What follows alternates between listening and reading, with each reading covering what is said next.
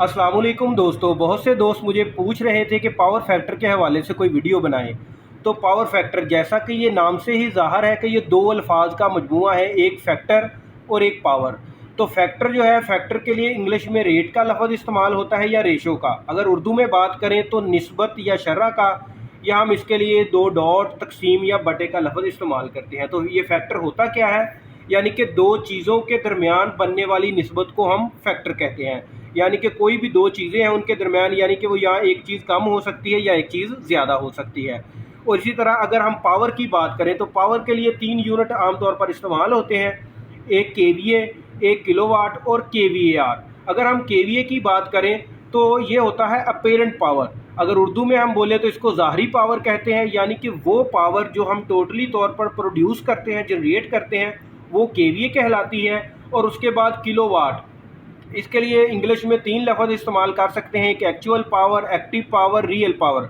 उर्दू में हम इसको हकीकी पावर कहते हैं। यानी कि ये वो पावर है, ये तो वो पावर है जो हमने पैदा की, और ये वो पावर है हकीकी पावर जो कि हमने इस्तेमाल की, उसको हम किलोवाट या हकीकी पावर या एक्टिव पावर बोलते हैं। उसके बाद आ जाता है केवीएआर, यानी कि रीएक्टिव पावर, ज़ाया शुदा पावर। ऐसी पावर जो कि इलेक्ट्रोमैग्नेटिक फ्लक्स या इलेक्ट्रोमैग्नेटिक फ्लक्स के अलावा इलेक्ट्रोस्टैटिक फ्लक्स की वजह से ज़ाया हो जाती है, उसको हम केवीएआर बोलते हैं। अब हम इसकी बात कुछ इस तरह से कर लेते हैं। फ़र्ज़ करें हमने जो प्रोड्यूस की है वो केवीए है, और जो हमने इस्तेमाल की है वो किलोवाट है, यानी कि ये वाली हकीकी पावर, और इसको हम बोलते हैं ज़ाया शुदा पावर, केवीएआर। आपने अक्सर देखा भी होगा कि पावर फैक्टर को इम्प्रूव करने के लिए जो कैपेसिटर इस्तेमाल किए जाते हैं उनकी रेटिंग भी हमेशा केवीएआर में होती है। यानी कि उसकी वजह से हमने ये ज़ाया शुदा जो पावर है उसको कम करना होता है, इसलिए उन पावर फैक्टर के ऊपर केवीएआर रेटिंग लिखी जाती है। तो इसको अगर हम एक ट्राइंगल की सूरत में ड्रा करें तो उसके लिए ये देखें, ये मैं एक आपके सामने ट्राइंगल ड्रा करता हूँ। तो ये वाली वो हमारी किलोवाट यानी कि हकीकी पावर है, और ये केवीए यानी कि ज़ाहरी पावर जो टोटल हमने प्रोड्यूस की है, और ये वो वाली पावर है जो कि हमारी इलेक्ट्रोमैग्नेटिक फ्लक्स या स्टैटिक इंडक्शन की वजह से ज़ाया हो चुकी है। अब इसको तो हम तसव्वुर कर लेते हैं क्योंकि ये ज़ाया हो गई है, ये हमारे लिए किसी भी इस्तेमाल में नहीं है। अब ये जो दो पावर हमारे पास बची हैं, केवीए और किलोवाट, यानी कि ज़ाहरी पावर और हकीकी पावर, इनके दरमियान ये जो एंगल बन रहा है यानी कि कॉस फाई, इसको हम पावर फैक्टर बोलते हैं। तो हम इसके लिए क्या करेंगे, यानी कि पावर फैक्टर यानी कि निस्बत किन के दरमियान है, केवीए, और इसकी निस्बत है किलोवाट। यानी कि ज़ाहरी पावर और हकीकी पावर, ज़ाहरी पावर और हकीकी पावर, इनके दरमियान ये बनने वाला जो कॉस फाई या ये जो एंगल है, इसको हम पावर फैक्टर बोलते हैं। अगर दूसरे लफ्ज़ों में हम इस चीज़ को देखें तो अक्सर जब आप जॉब के लिए भी जाते हैं तो आपके लिए इंटरव्यू में मुख्तलिफ सवालात पूछे जाते हैं। जैसे कि सबसे पहले आपसे पूछ लिया जाता है कि डीसी में जो पावर फैक्टर है, डीसी पावर सप्लाई में, वो कितना होता है, एसी में पावर फैक्टर क्या होता है, पावर फैक्टर का यूनिट क्या है, पावर फैक्टर लैग क्या होता है, लीड क्या होता है। या जैसे हम घर में जो अपनी चीज़ें इस्तेमाल करते हैं उनके साथ अगर हम कैपेसिटर लगाएं, यानी कि उसका पावर फैक्टर इम्प्रूव करें, तो उससे क्या हमारा बिजली का बिल कम होगा या नहीं। तो सबसे पहली बात कि जो डीसी पावर फैक्टर यानी कि डीसी सप्लाई में पावर फैक्टर नहीं होता। पावर फैक्टर सिर्फ और सिर्फ एसी पावर सप्लाई में होता है। उसकी वजह क्या है वो भी मैं आपको बताता हूँ। दूसरा, यूनिट, पावर फैक्टर का कोई यूनिट नहीं होता। पावर फैक्टर एक निस्बत है, वो मैंने आपको बताया केवीए और केवीएआर के दरमियान। इसलिए यानी कि यहाँ तो पावर फैक्टर लैग होता है या लीड होता है। असल में जो बेहतरीन पावर फैक्टर है वो यूनिटी है। पावर फैक्टर जैसे ही 1 से कम होता है, यानी कि 0.9876 आप मीटर पे भी देखेंगे, अगर आपने पावर फैक्टर का मीटर कभी देखा हो तो उस पर यानी कि या तो ये लैग हो रहा होता है या लीड हो रहा होता है।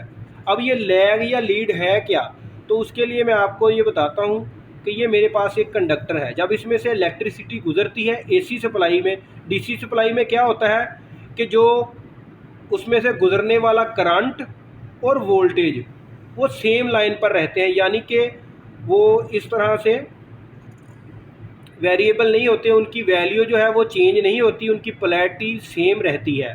जबकि एसी सप्लाई में क्या होता है, जब किसी कंडक्टर में से करंट गुजरता है तो वो एक साइन वेव की सूरत में गुजरता है। तो इसमें दो चीज़ें होती हैं, एक वोल्टेज और एक करंट।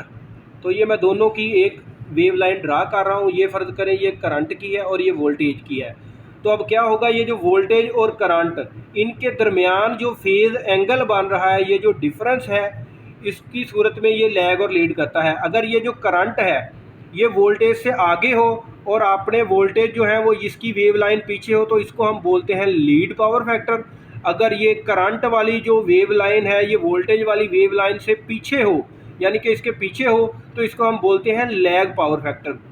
अब जो हम कैपेसिटर लगाते हैं KVAR की सूरत में, तो उससे क्या होता है कि इस वोल्टेज और करंट का ये जो एंगल है हम इसको कम से कम करते हैं, हम इसको यूनिटी बनाने की कोशिश करते हैं कि ये दोनों एक ही वेव लाइन के यानी कि करीब करीब से गुजरे हों। जिस वक्त वोल्टेज मौजूद हो उस वक्त हमारा ये जो इलेक्ट्रॉन है यानी कि करंट भी मौजूद होना चाहिए, ताकि हमारी जो इलेक्ट्रिकल की अशिया उनकी एफिशिएंसी भी बढ़े और हमारा जो बिल है वो भी कम आए। तो अक्सर ये जो लोग कहते हैं कि घरों में हम कैपेसिटर इस्तेमाल करें, तो उसके लिए मैं आपको बता दूं कि हमारा जो लोड है वो 3 टाइप का होता है, एक रेजिस्टिव, एक इंडक्टिव और कैपेसिटिव। रेजिस्टिव लोड में आता है इलेक्ट्रिक हीटर, इस्त्री या काविया वगैरह, यानी कि जिसमें एलिमेंट लगा होता है। इससे ना तो हमारा जो पावर फैक्टर है वो लीड करता है और ना ही लैग करता है। जबकि इसके बरक्स ये जो इंडक्टिव लोड होता है, मोटर, फैन, वॉशिंग मशीन वगैरह, इससे क्या होता है हमारा जो पावर फैक्टर है वो लैग में चला जाता है।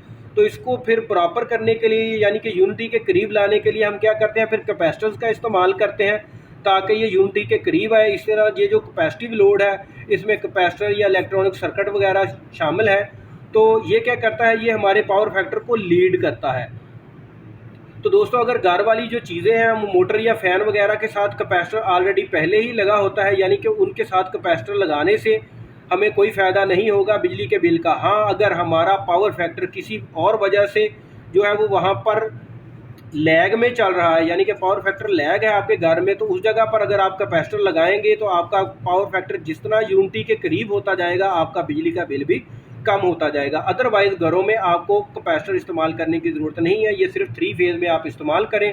3 फेज़ में इस्तेमाल करने से पावर फैक्टर जो है वो यूनिटी के करीब जाता है, जिससे हमारा जो बिल है वो कम से कम होता है। इसीलिए अगर आपने देखा भी होगा कि KVA को अगर किलोवाट में हम कन्वर्ट करते हैं तो उसका फार्मूला क्या होता है, KVA ज़रब पावर फैक्टर, या cos फाई भी हम लिख सकते हैं। यानी कि अगर 5 KVA का एक ट्रांसफार्मर है तो कितना लोड उठा सकता है, तो KVA फ़र्ज़ करें 5 है हमारे पास, तो पावर फैक्टर 0.8 चल रहा हो तो ये 4 किलोवाट के लिए यानी कि सूटेबल होगा। लेकिन अगर हम अपने पावर फैक्टर को इंक्रीज़ करके यूनिटी पे ले आते हैं पावर फैक्टर लगाकर, तो उससे क्या होगा कि ये 5 KVA में से 5 KVA यानी कि 5 ज़रब 1 से क्या जवाब आएगा, 5 किलोवाट।